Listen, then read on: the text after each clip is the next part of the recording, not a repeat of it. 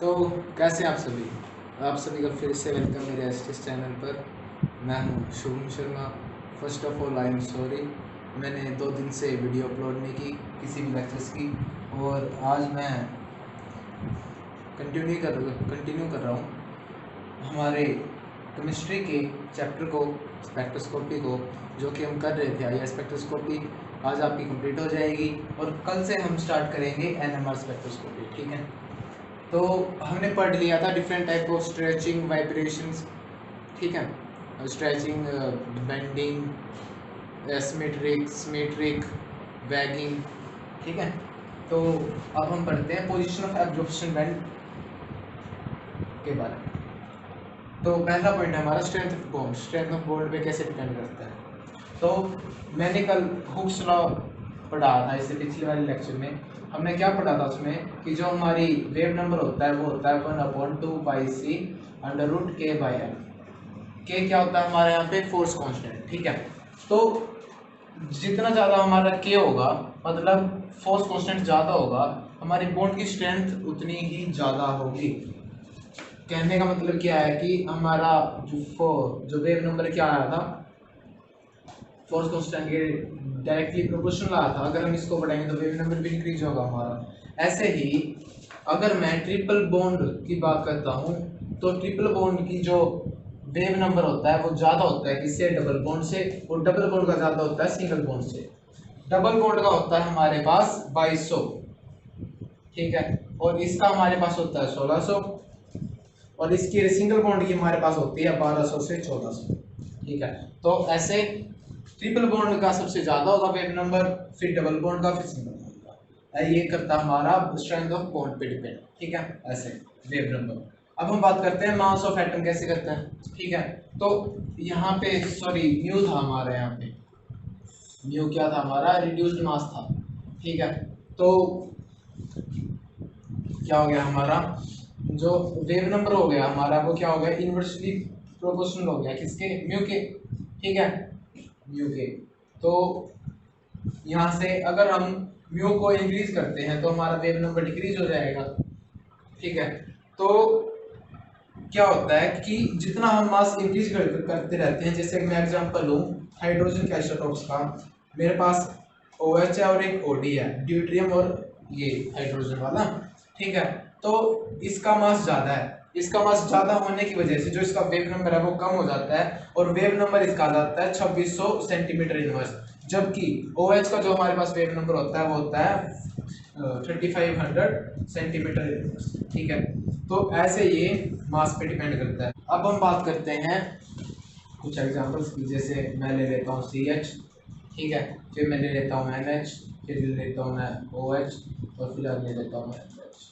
ठीक है, तो इसमें क्या हो रहा है, इसमें लेफ्ट टू राइट जाने पर जो हमारे पास मास है वो इंक्रीज हो रहा है, तो वेव नंबर क्या होना चाहिए था, डिक्रीज, क्योंकि क्या इन्वर्सली है एक दूसरे के।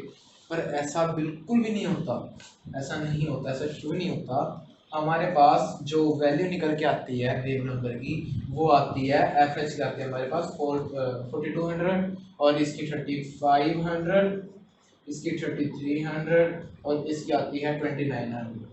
ऐसा क्यों आया कि भाई मास इंक्रीज हो रहा है तो हमारे पास वेव नंबर डिक्रीज होना चाहिए था, तो ये इंक्रीज क्यों हो रहा है। तो सबसे पहले मैंने बताया था कि जिसका डायप्रोमेंट चेंज होगा सबसे पहले वो IR एक्टिव मॉलिक्यूल्स होंगे। ऐसे ही जिसका ज़्यादा डायप्रोमेंट चेंज होता है ना, ठीक है, ज़्यादा डायप्रोमेंट चेंज होने की वजह से जो हमारे पास वेव नंबर है वो ज़्यादा आ रहा है। जिसका ज़्यादा डायप्रोमेंट चेंज होगा वो ज़्यादा पीक देगा, ज़्यादा वेव नंबर आएगा उसका। ठीक है, तो इसका ऑर्डर दिया गया। इसका मेन रीजन क्या है, डायपोल मोमेंट चेंज हो रहा है, इसलिए ये ऑर्डर हमारा नहीं आया जो आना चाहिए। ठीक है, तो इसके बाद हम पढ़ते हैं टाइप्स ऑफ मॉलिक्यूलर वाइब्रेशन का, देख लेंगे। वो तो मैंने बता ही रखा है, टाइप्स ऑफ मॉलिक्यूलर वाइब्रेशन। ये first point, second point, third point आ जाएगा हमारा types of molecular vibration. Molecular vibration, इससे क्या होगा हमारा कि भाई मैंने पहले बताया था कि भाई स्ट्रेचिंग हमारे दो टाइप की होती है ना, स्ट्रेचिंग वाइब्रेशन। जो हमारे पास स्ट्रेचिंग में एनर्जी या वेव नंबर होता है वो हमारा होता है ज़्यादा, ठीक है भाई। इसमें सॉरी बेंडिंग बेंडिंग बेंडिंग है, और बेंडिंग का क्या होता है हमारे पास कम। ऐसे ही स्ट्रेचिंग के अंदर दो थे हमारे, एसिमेट्रिक और सिमेट्रिक। और इसका क्या होता है, एसिमेट्रिक का क्या होता है, ज़्यादा वेव नंबर या फिर एनर्जी होती है। ये है बस, ये जो मैंने पहले बता रखा है वही है कि दो टाइप की होती है स्ट्रेचिंग बेंडिंग। जब वो फिंगर का एग्जांपल दिया था, अगर हम फिंगर को नीचे की तरफ मोड़े से बेंड करें तो जल्दी हो जाती है, हमें ज़्यादा एनर्जी लगानी पड़ती है। अगर हम उसको खींचेंगे स्ट्रेच करेंगे तो हमें ज़्यादा एनर्जी लगानी पड़ेगी। तो स्ट्रेचिंग का ज़्यादा वेव नंबर, बेंडिंग का कम होता है, और स्ट्रेचिंग में भी एसिमेट्रिक का ज़्यादा होता है सिमेट्रिक से, ठीक है। अब हम बात करते हैं इंटेंसिटी ऑफ एब्जॉर्प्शन बैंड की। तो ये कैसे, इंटेंसिटी कैसे डिपेंड करती है। तो फर्स्ट हमारा हो जाएगा, जितनी ज़्यादा हम कंसंट्रेशन बढ़ाएंगे, कंसंट्रेशन जितनी ज़्यादा होगी उतना ही ज़्यादा हमारा क्या आएगा, या ठीक है, उतनी ज़्यादा हमारा ठीक है। सेकेंड पॉइंट होगा इसके अंदर कि भाई जितना ज़्यादा मैग्नीट्यूड ऑफ डाइपोल मोमेंट, जितना ज़्यादा हमारा डाइपोल मोमेंट चेंज होगा या ज़्यादा होगा, वो क्या होगा हमारा, हेल्प करेगा किसमें, ज़्यादा वेव नंबर, आई स्पेक्ट्रा ज़्यादा देने में, ठीक है। सेकेंड पॉइंट ये हो गया हमारा। जैसे कि अगर मैं बात करूँ, मेरे पास दो मॉलिक्यूल है CH3, ठीक है, एक है मेरे पास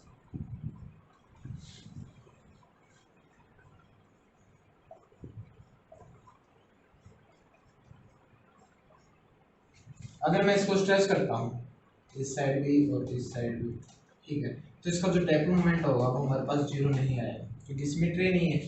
और अगर मैं इसको करता हूँ इस साइड और इस साइड, तो इसका क्या आ जाएगा, डाइपोल मोमेंट जीरो हो जाएगा। तो इसमें क्या होगा, सॉरी डाइपोल मोमेंट जीरो, तो इसमें क्या होगा, इसमें हमारे पास डाइपोल मोमेंट जीरो नहीं आ रहा है, तो ये आई आर स्पेक्ट्रा अच्छे से देगा, एक्टिव होगा, आई आर एक्टिव मॉलिक्यूल होगा। और इसमें जीरो आ रहा है तो ये आई आर इनएक्टिव मॉलिक्यूल होगा। और जैसे मैं अगर बात करूं सी डबल बॉन्ड सी की, अगर मैं इसको स्ट्रेच करता हूं, और अगर मैं बात करूं सी डबल बॉन्ड ओ की, इसको स्ट्रेच करता हूं, तो जो मेरे पास वेव नंबर आता है वो इसका आता है 1760 और इसका आता है 1650। ऐसा क्यों, क्योंकि जब मैं इसको स्ट्रेच कर रहा हूँ तो पॉजिटिव नेगेटिव चार्ज का डिस्पर्जन ज़्यादा हो रहा है ऑक्सीजन पे, ठीक है, तो जिसकी वजह से इसका वेव नंबर ज़्यादा है और इसका वेव नंबर कम आया है, ठीक है। नेक्स्ट पॉइंट की जो हम बात करेंगे वो हमारे पास होंगे नंबर ऑफ फंडामेंटल एब्जॉर्प्शन निकालते कैसे, ठीक है। तो नंबर ऑफ फंडामेंटल एब्जॉर्प्शन देख लेते हैं हम, निकालते कैसे हैं वो, ठीक है। क्या है, नंबर ऑफ फंडामेंटल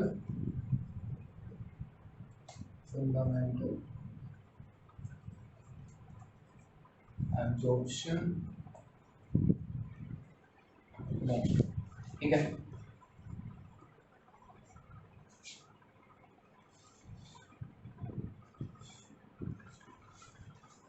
तो ये कैसे निकालेंगे, तो अगर हमारे पास नॉन लीनियर मॉलिक्यूल है, ठीक है, तो उसका हम निकालते हैं, उसका फॉर्मूला होता है, उसका फॉर्मूला होता है 3n-6,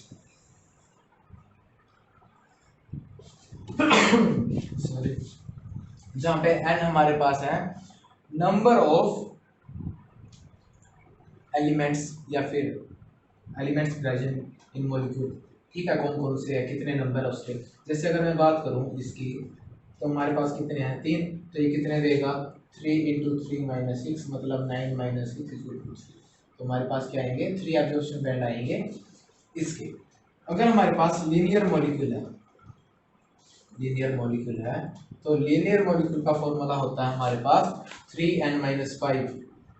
और अगर मैं इसका एक एग्जांपल लूँ, तो इसका एग्जांपल जैसे मैं ये ले लूँगा, ये हम अच्छे से समझते हैं। अगर ये ले लेता हूँ मैं, तो इसमें क्या होगा, हमारे पास कितने हैं 3, ठीक है। तो 3 इंटू 3 माइनस 5, ठीक है, कितने हो गए 3 3 9 माइनस 5 4 हो गए, ठीक है। तो हमारे पास कितना आना चाहिए 4, और ये हमारा क्या है, ये हमारा IR इनएक्टिव मॉलिक्यूल है, ठीक है। वो अब मैं इसके ऊपर बताता हूँ कि भाई हम ये बता कैसे रहे हैं। फिर हम बात कर लेते हैं, अगर हमारा वाइब्रेशन स्टेट 0 से वाइब्रेशन स्टेट 1 में जाता है तो वो हमारा क्या होता है, फंडामेंटल क्या होता है, वो हमारा एब्जॉर्प्शन बैंड, या फिर उसको क्या बोलते हैं हम, फंडामेंटल ट्रांजिशन, ठीक है। अगर हमारा वाइब्रेशन स्टेट 0 से वाइब्रेशन स्टेट 2 में या फिर 3 में जाता है वाइब्रेशन स्टेट में, तो उसको हम बोलते हैं ओवरटोन ट्रांजिशन, ठीक है। तो आपको कहीं पर भी ये नाम दिखे तो आपको पता होना चाहिए कि इनका मतलब क्या है। तो सबसे पहला हमारा होता है वाइब्रेशन। वाइब्रेशन से क्या होता है कि भाई जो हमारा डेल्टा वी है, वाइब्रेशन एंथैल्पी चेंज, वो क्या हो सकता है हमारे पास, डेल्टा वी +-1 +-2 +-3, ठीक है। अगर हम बात करें, अगर हमारा वाइब्रेशनल स्टेट 0 से वाइब्रेशनल स्टेट 1 में या फिर 2 में 3 में जाता है, ठीक है, तो इसका चेंज होना, ठीक है, मॉलिक्यूल का लोअर वाइब्रेशन स्टेट से हायर में जाना, ठीक है, ये क्या है हमारा, क्या है, फर्स्ट सिलेक्शन रूल है। तो ज्यादातर क्या होता है, वाइब्रेशन स्टेट 0 से वाइब्रेशन स्टेट 1 में जाता है, क्योंकि ज्यादातर मॉलिक्यूल्स यही फॉलो करते हैं, इसी स्टेट में आते हैं, वाइब्रेशन स्टेट 0 से वाइब्रेशन स्टेट 1 में जाते हैं। ज्यादातर मोस्टली जो मॉलिक्यूल है हमारे, वो क्या करते हैं, vibration state 0 to vibration state 1 को फॉलो करते हैं या फिर शो करते हैं, ठीक है। अब हम बात करते हैं सेकंड पॉइंट की। जो सेकंड पॉइंट है हमारा, वो है सिलेक्शन रूल का डायपोल मोमेंट। डायपोल मोमेंट जैसे मैंने पहले ही बता रखा है कि भाई अगर डायपोल मोमेंट चेंज होता है हमारा, तो क्या होगा, वो आईआर एक्टिव मॉलिक्यूल होगा। अगर डायपोल मोमेंट चेंज नहीं होगा, सॉरी हाँ नहीं होगा, तो क्या होगा हमारा, आईआर इनएक्टिव मॉलिक्यूल हो जाएगा, ठीक है। जैसे कि मैं बात करूँ अगर CO2 की, जो कि मैं बोल रहा था वो आपको, CO2 की, तो इसमें क्या होता है, इसमें हमारे 4 टाइप्स के आते हैं। अगर मैं बॉन्ड्स को डिफरेंट अपोजिट डायरेक्शन स्ट्रेच करता हूँ या फिर सेम डायरेक्शन स्ट्रेच करता हूँ, या मैं ऊपर सेम प्लेन में या फिर ऊपर नीचे आउट ऑफ प्लेन में, ठीक है, सॉरी, या तो मैं ऊपर नीचे या फिर उसको या ऊपर या फिर नीचे। तो हमारे 4 टाइप के आते हैं, मैंने पहले ही पढ़ा रखा था इसके बारे में। तो ये होता है हमारा सिमेट्रिक, ठीक है, और ये होता है हमारा एसिमेट्रिक, और इसको हम बोलते हैं बैगिंग, और इसको हम बोलते हैं ट्विस्टिंग, ठीक है। तो इससे क्या होगा हमारा, अगर हम मॉलिक्यूल्स को अपोजिट, उसको एलिमेंट्स को अपोजिट डायरेक्शन में स्ट्रेच करेंगे, तो इससे हमारा जो डायपोल मोमेंट है वो 0 आ जाएगा। तो ये हमारा क्या हो जाएगा, यार इनएक्टिव, तो ये शो नहीं करेगा। और इसकी बात हम करें तो एक ही डायरेक्शन में अगर हम स्ट्रेच कर रहे हैं तो इसका 0 नहीं आएगा, कुछ आएगा। और ये दोनों जो होते हैं हमारे, ये दोनों हमारे होते हैं डीजनरेट ट्रांजिशन, तो इसको हम एक मानते हैं। तो एक इसका और एक इसका एसिमेट्रिक का, तो हमारे पास 2 पिक आती है CO2 की, 2 पिक्स आती है किसकी, CO2 की, और 4 क्या आते हैं हमारे पास, वाइब्रेशनल स्टेट आते हैं इसके, ठीक है। यही मैं आपको बताना चाह रहा था कि भाई स्ट्रेचिंग पे भी डिपेंड करता है कि भाई डायपोल मोमेंट क्या आ रहा है स्ट्रेचिंग के बाद, ठीक है। तो अगर मैं इनके वेव नंबर की बात करूं, तो इन दोनों का वेव नंबर होता है हमारे पास 667 सेंटीमीटर इनवर्स, और इसका हमारे पास होता है कुछ लगभग 2350 सेंटीमीटर इनवर्स। 2350 सेंटीमीटर इनवर्स, और इसका हमारे पास होता है 1340 सेंटीमीटर इनवर्स, 1340 सेंटीमीटर इनवर्स। तो ये हमारे कुछ दो इम्पोर्टेंट सिलेक्शन रूल थे, डायपोल मोमेंट और वाइब्रेशन स्टेट का चेंज होना। ठीक है, ये आपको याद रखने हैं, एग्जाम में आ सकते हैं। और सेकंड में अगर आपको मेन पॉइंट बताऊं तो हाइड्रोजन बॉन्डिंग, अगर मॉलिक्यूल में हाइड्रोजन बॉन्डिंग हो रही है, किस किस में होगी वो होगी हमारी अल्कोहल्स, ठीक है, फिनोल्स, या फिर अगर मैं बात करूं कार्बोक्सिलिक एसिड या फिर अमाइंस की, कार्बोक्सिलिक एसिड या फिर अमाइंस की। तो हाइड्रोजन बॉन्डिंग से होगा क्या, हाइड्रोजन बॉन्डिंग से होगा क्या, इससे हमारा जो एब्जॉर्प्शन फ्रीक्वेंसी है वो डाउनवर्ड शिफ्ट हो जाएगी, नीचे की तरफ शिफ्ट हो जाएगी हाइड्रोजन बॉन्डिंग से। तो ये भी याद रखनी है कि हाइड्रोजन बॉन्डिंग से होता क्या है, जो हमारी एब्जॉर्प्शन फ्रीक्वेंसी है वो हमारी नीचे की तरफ डाउनवर्ड शिफ्ट हो जाएगी अगर उसमें हाइड्रोजन बॉन्डिंग होगी। ठीक है, तो यहाँ पर हमारा कंप्लीट होता है। कुछ एप्लीकेशन में बता देता हूँ, जैसे कि हमारी यूवी विजिबल की एप्लीकेशन थी कुछ, ये भी हम कैसे यूज करते थे। फर्स्ट तो होगी हमारी आइडेंटिफिकेशन ऑफ कंपाउंड को आइडेंटिफाई करने के लिए कौन सा फंक्शनल ग्रुप लगा हुआ उसके अंदर। सेकंड हमारे पास हो जाएगी कि डिटेक्शन ऑफ इम्प्योरिटीज, इम्प्योरिटी की डिटेक्शन, ठीक है, कि उसमें कौन कौन सी इम्प्योरिटी है। तो उससे क्या होगा कि हमारी जो पीक है वो ओरिजिनल पीक से डिफरेंस आ जाएगा उसके अंदर, ठीक है, बैंड के अंदर, जिससे हम पता लगा पाएंगे कि इम्प्योरिटीज है या हमारे इसके कंपाउंड के अंदर। थर्ड अगर मैं बात करूं तो प्रेजेंस ऑफ फंक्शनल ग्रुप, जो कि मैं बता चुका हूँ, फंक्शनल ग्रुप प्रेजेंट होता है, उसका भी पता लगा सकते हैं हम, क्योंकि हमारे पास रिकॉर्डेड डाटा होता है पहले से ही। और अगर मैं लास्ट बात करूँ तो कॉन्जुगेशन है हाइड्रोजन बॉन्डिंग, अगर उसके अंदर प्रेजेंट है या नहीं है। अगर उसके अंदर अल्कोहल या फिर फिनोल वगैरह प्रेजेंट होगा तो उससे क्या होगा, उसकी मैंने बताई अभी फ्रीक्वेंसी में डाउनवर्ड शिफ्ट हो जाएगी, वो चेंज आ जाएगा, जिसकी वजह से हम पता लगा सकते हैं कि मॉलिक्यूल के अंदर हाइड्रोजन बॉन्डिंग हो रही है या कॉन्जुगेशन क्या हो रहा है। ठीक है, तो यहाँ पे हमारी IR स्पेक्ट्रोस्कोपी कंप्लीट होती है। अगर आपको कुछ प्रॉब्लम है तो आप कमेंट सेक्शन में बता सकते हो, मैं आपका रिप्लाई कर दूंगा। लाइक कर दो, सब्सक्राइब कर दो, थैंक यू।